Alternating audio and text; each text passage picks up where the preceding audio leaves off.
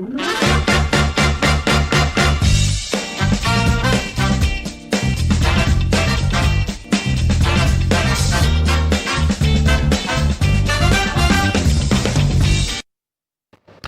lutte contre la fraude minière au Congo-Kinshasa est une véritable gageure. Comment y faire face à ce stade, justement, d'un combat engagé par le président de la République et les institutions contre la fraude, contre la corruption, la concussion et autres antivaleurs?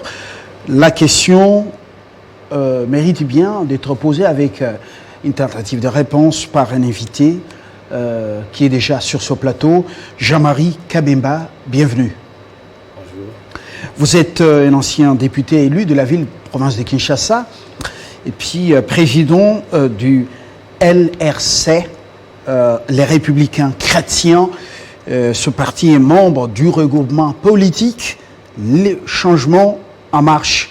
Vous êtes donc allié de l'UDPS, on peut dire parti satellite de l'UDPS?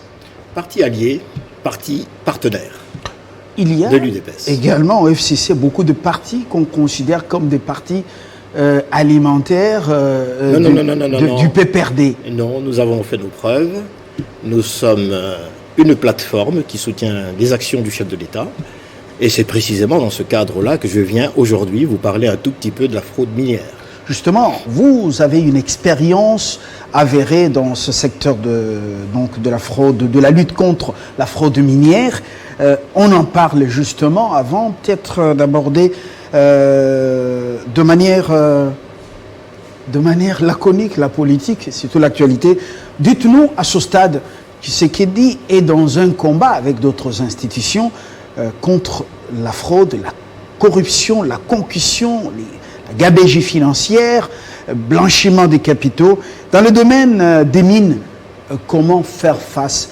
D'abord, un état des lieux, en résumé de la situation. Est-elle encore inquiétante ou beaucoup de choses ont changé? Eh bien, d'abord, avant d'aborder, vraiment entrer dans le vif du sujet, j'aimerais vous dire ceci d'abord. Le président de la République a une grande ambition pour notre pays. Il a clairement exprimé cette ambition pendant sa campagne électorale lorsqu'il a présenté son programme d'action.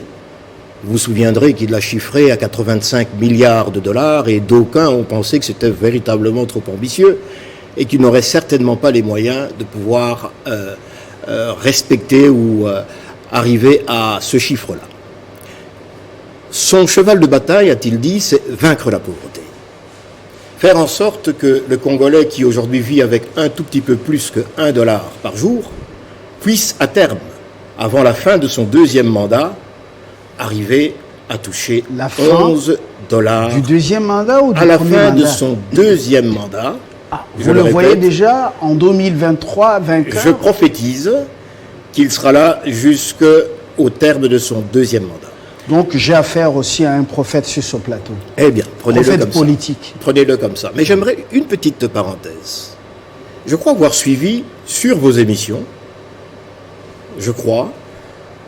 Monsieur Jean-Marie Kassamba, qui interrogeait le président Tshisekedi, qui à l'époque n'était qu'un simple combattant de l'UDPS. Secrétaire national aux relations extérieures. Il y a 15 ans donc. Il y a plutôt 12 ans. Il y a 12 ans. C'était dans fauteuil blanc. Voilà. Il avait dit ceci. Je n'exclus pas la possibilité qu'un jour ou l'autre l'UDPS puisse se retrouver en partenariat avec le PPRD. Et voilà qu'aujourd'hui, nous vivons dans une coalition, précisément entre l'UDPS et le PPRD.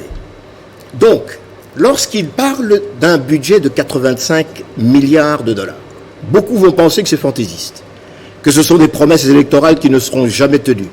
Mais moi, je veux le prendre dans sa qualité de prophète et dire qu'effectivement, nous atteindrons ces objectifs. Mais alors, la question, c'est comment? Oui, ça, c'est comment? Comment? La grande question. Vous l'avez dit, Fabien, notre pays est un pays qui a une vocation minière avérée, n'est-ce pas? Lorsque nous devons examiner le nombre de minerais que nous produisons dans ce pays, je crois que nous en perdrions la tête. Le problème, c'est que le Congo est un géant minier. mais il est encore endormi. Et je dirais un peu pour paraphraser Napoléon Bonaparte, qui disait que lorsque la Chine s'éveillera, le monde tremblera. Eh bien moi je paraphrase en disant, lorsque le Congo s'éveillera, l'Afrique bougera. Et pour cela, il n'y a pas beaucoup de choses qui conviennent de faire. Nous sommes aujourd'hui dans un environnement économique, malgré le marasme, malgré la récession dans laquelle la plupart des pays sont plongés aujourd'hui, nous bénéficions quand même d'une conjoncture économique en ce qui concerne le cours des matières premières, en particulier les métaux non ferreux comme le cuivre et le cobalt. Et le cuivre qui reprend du poil de la bête. Il reprend du poil de la bête. Sur le marché international, il y a également le cobalt. Le cobalt. Mais ça n'a rien changé jusque maintenant. Voilà. Donc tout le problème... Au niveau national. Tout le problème est là. Comment un pays qui produit aujourd'hui 65% du cobalt dans le monde, qui détient à lui seul la moitié des réserves de cobalt au monde, et lorsqu'on sait que la tonne de cobalt se vendait il n'y a pas si longtemps à 100 000 $ la tonne, comment est-ce qu'un tel pays peut continuer à croupir, sa population peut croupir dans une misère aussi noire? Et la situation, en fait, la bonne santé du cuivre, du cobalt sur le marché international, ça ne nous a pas profité depuis Matata, Musito Matata jusqu'à aujourd'hui. Eh bien, le cœur du problème, c'est ce que nous allons tenter d'aborder aujourd'hui. Il y a une fraude qui a été institutionnalisée à tous les niveaux, à partir du creuseur dans son puits, jusqu'au négociant et au comptoir qui va vendre à l'extérieur. Donc, cette chaîne d'approvisionnement est, à mon sens, mal pensée. Il conviendrait que ces dysfonctionnements puissent être revus pour que nous puissions espérer arriver à voir le bout du tunnel. Je prends par exemple le code minier, le nouveau code minier qui a été révisé, est un code qui est à l'avantage de notre pays. Voilà un code qui, dans ses aspects fiscaux, fait une très belle part au gouvernement central, aux provinces et même aux entités territoriales décentralisées. Parce que désormais, les entreprises qui œuvrent dans le secteur minier sont tenues de payer leur redevance.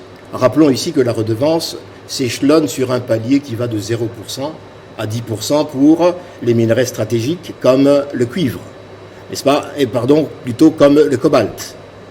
Alors, ils sont obligés désormais de pouvoir payer sur leur chiffre d'affaires brut, c'est-à-dire avant déduction de toute autre charge, la redevance 25% aux provinces, 15% aux entités décentralisées, et il y a même une provision pour un fonds pour rassurer la pérennité, si vous voulez, des générations futures. C'est ce que prévoient justement les textes. C'est ce que prévoit le texte. Mais là où le bas blesse précisément, Fabien, c'est que entre les textes et la pratique, il y a un écart qui du reste a été chiffré. Il y a une étude qui a été faite récemment. On a pris 28 pays africains qui vivent des ressources naturelles. Et notre pays, le Congo, s'avère être le 26e sur 28 en ce qui concerne l'écart entre la réglementation, donc les textes, et la pratique dans le secteur. Quel est le problème à ce niveau? Qu'est-ce qui explique ce fossé entre les textes réglementaires et justement leur applicabilité? Voilà. Alors là, c'est le véritable problème que nous connaissons dans notre pays. Tout le monde qui s'intéresse un peu au Congo, que ce soit les nationaux eux-mêmes ou les observateurs internationaux, ils vous diront que le véritable problème du Congo, c'est le respect des textes. Nous avons aujourd'hui la possibilité d'avoir, à cause de ce nouveau code minier, nous pouvons avoir aujourd'hui des entités territoriale décentralisée. Si nous prenons que le cas, par exemple, du Haut-Katanga et de la province du Lualaba, d'après des simulations qui ont été faites, on arriverait à environ 150 millions de dollars qui pourraient être payés annuellement aux entités territoriales décentralisées et à peu près 450 millions au niveau de la province, rien qu'au titre de la redevance minière. Maintenant, le problème qui nous préoccupe aujourd'hui, ce qui nous empêche de pouvoir atteindre nos objectifs, c'est l'opacité qu'il y a dans ce secteur. Cette opacité ne nous a pas permis, ou n'a pas permis à ce secteur de contribuer de manière effective au budget de l'État. Pourtant, nous avons l'ITIE qui publie des rapports, voilà.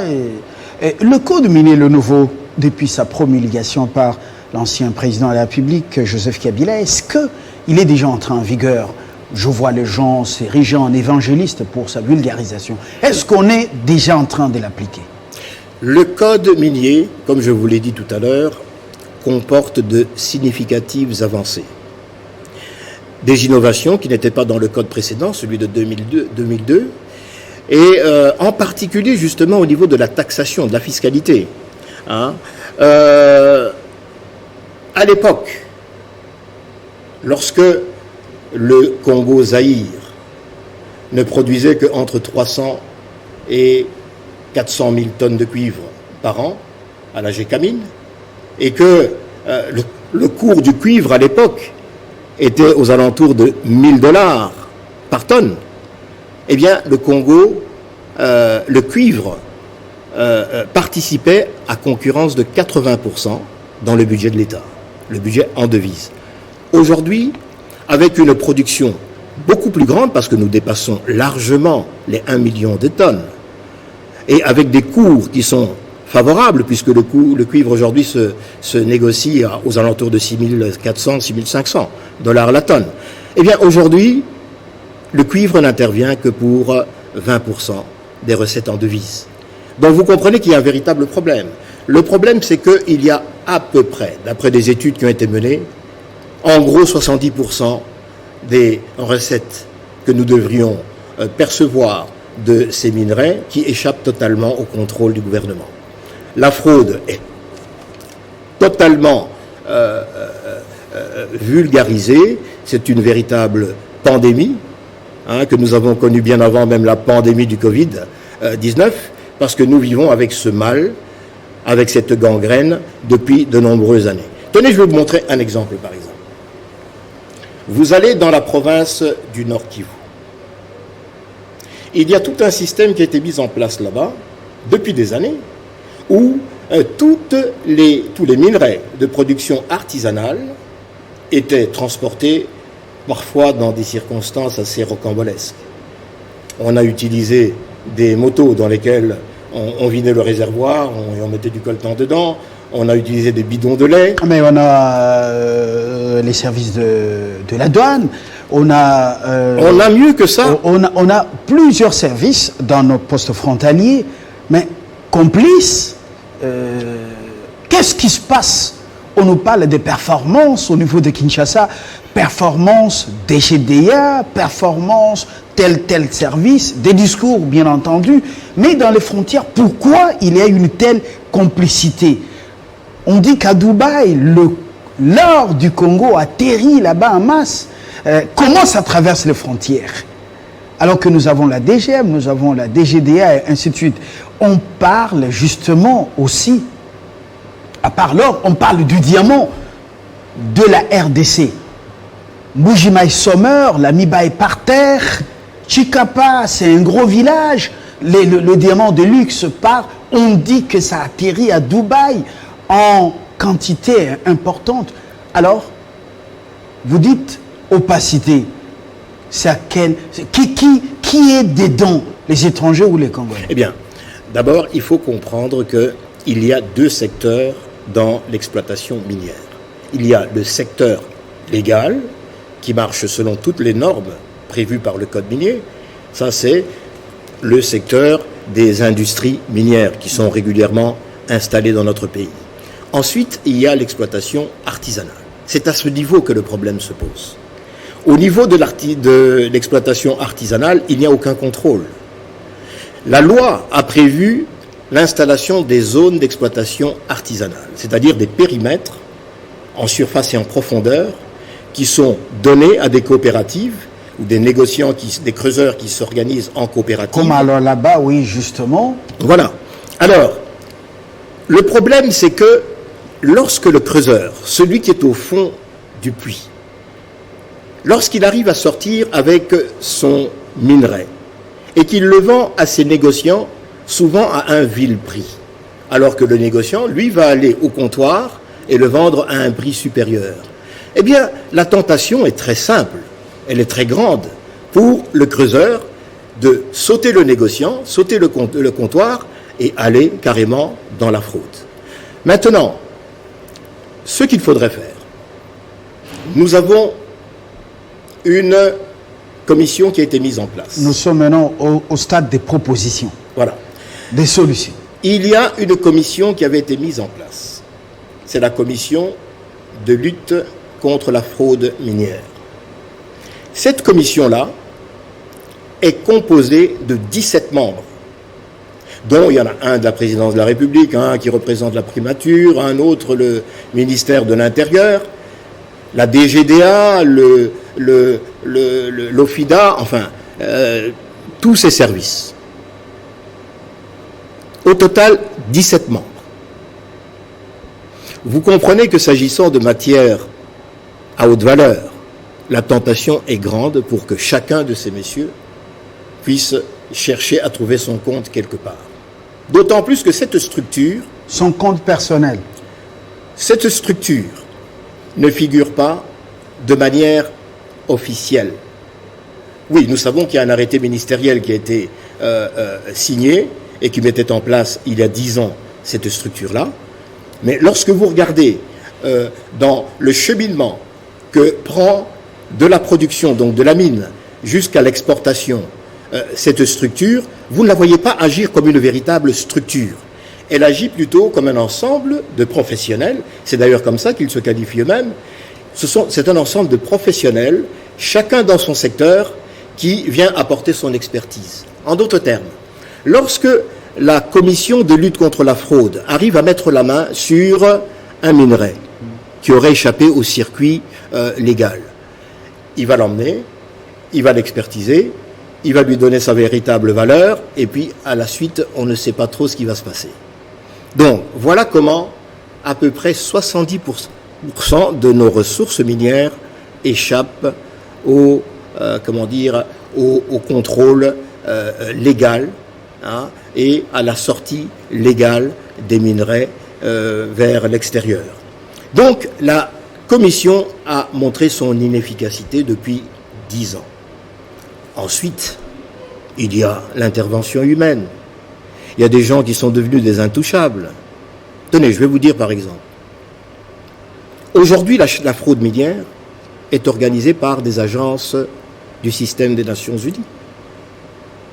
On a vu des camions du HCR ou des agences humanitaires transporter les minerais qu'on appelle des chars de la MONUSCO. Pas les chars de la MONUSCO, des camions.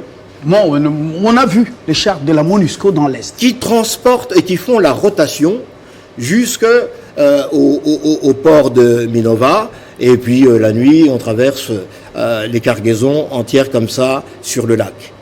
Et des estimations ont été faites. Un camion est capable de transporter comme ça en un mois plus de 350 tonnes de coltan. Alors vous voyez quelle est l'immensité de la plaie que nous avons, dont nous souffrons dans ce domaine, dans ce secteur minier. Donc, les solutions, à mon avis, je suggérerais d'abord l'encadrement des zones d'exploitation artisanale. Encadrement des zones d'exploitation. Il y a des structures qui existent. Le SESCAM existe, Small Scale Mining. Il existe, mais il ne fait pas correctement son travail. Il faut donc encadrer les artisanaux.